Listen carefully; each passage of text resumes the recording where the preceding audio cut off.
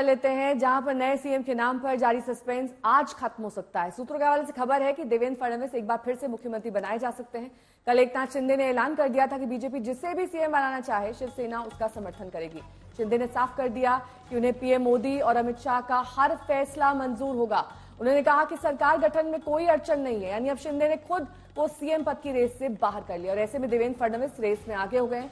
हालांकि अगला सीएम कौन होगा, इसे लेकर आज शाम दिल्ली में गृह मंत्री अमित शाह की बैठक होगी। इस बैठक के बाद कार्यवाहक सीएम एकनाथ शिंदे, देवेंद्र फडणवीस और अजीत पवार तीनों मौजूद रहेंगे। उम्मीद की जा रही है कि शाह की बैठक के बाद सीएम के नाम का ऐलान हो सकता है।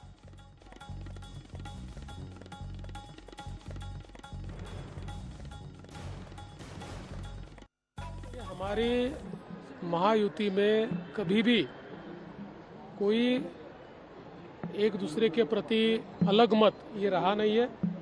हमने हमेशा साथ में बैठकर निर्णय किए हैं और चुनाव से पहले भी हमने कहा था कि चुनाव के बाद साथ में बैठकर निर्णय करेंगे। कुछ लोगों के मन में जो शंकाएं थी उनको दूर करने का काम सम्माननीय एकनाथ शिंदे जी ने किया है। जल्द ही हम हमारे नेताओं के साथ बैठेंगे और उचित निर्णय करेंगे। बहुत लोगों ने एकनाथ शिंदे जी के बारे में प्रश्न चिन्ह निर्माण किए थे, महायुति के बारे में प्रश्न चिन्ह निर्माण किए थे। एकनाथ जी नहीं चाहते कि महायुति की सरकार बने वगैरह वगैरह, बहुत झूठ बोला गया था, बहुत गैर समझ फैलाए गए थे। अनेक यूट्यूबर्स के माध्यम से, अनेक सोशल मीडिया के माध्यम से प्रश्न चिन्ह उठाए गए थे। लेकिन उन्होंने आज जिस प्रकार से भूमिका ली है वो महायुति मजबूत करने की भूमिका है, एनडीए को ताकत देने वाली भूमिका है। एनडीए को ताकत मिलेगी, एनडीए को अच्छे से आगे लेके जाने का यहाँ पर काम हुआ है। अब आपको सुनवाते हैं, क्योंकि शिंदे क्या रुख अपनाएंगे इसको लेकर कई कयास लगाए जा रहे थे, लेकिन कई कयासों पर विराम उन्होंने अपने प्रेस कॉन्फ्रेंस और अपनी बातों की बात कही। देखिए, आदरणीय प्रधानमंत्री जी से भी बात की, उनको भी कहा सरकार बनाने में हमारी तरफ से कोई अड़चन नहीं है, आप निर्णय ले लो। जैसे आपके भारतीय जनता पार्टी को आपका निर्णय अंतिम रहता है, हम भी महायुति के कौन लीडर है, एनडीए के लीडर कौन है, मोदी जी है, अमित भाई है।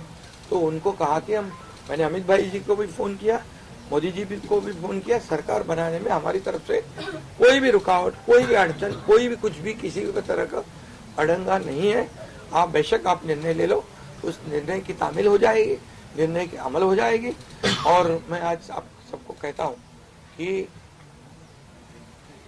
भारतीय जनता पार्टी के वरिष्ठ नेता जो निर्णय लेंगे मुख्यमंत्री पद के बारे में, जो उनका कैंडिडेट होगा उसको हमारा शिवसेना का पूरी तरह समर्थन है, पूरी तरह हमारा पाठिंबा उनको है।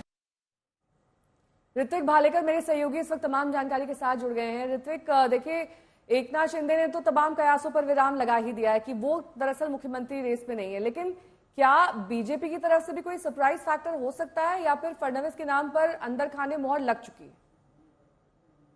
देखिए, ये लगभग तय हो चुका है कि देवेंद्र फडणवीस ही सीएम पद का बीजेपी से चेहरा है।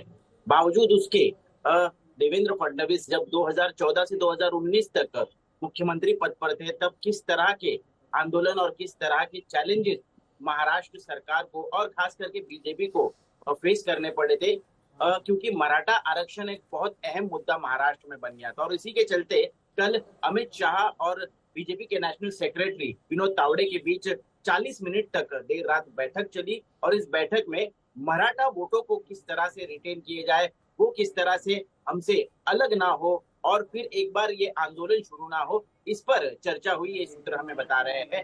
हालांकि अब आज शाम 7 बजे बैठक होने वाली है, जिसमें एकनाथ शिंदे, देवेंद्र फडणवीस, अजित पवार शामिल होंगे, अमित शाह के साथ बातचीत करेंगे। लेकिन मुख्यमंत्री पद पर देवेंद्र फडणवीस क्या विराजमान होते हैं, ये तो आज रात तक ही पता चलेगा। तो आज ही संभावना दिख रही है कि तस्वीर साफ हो सकती है।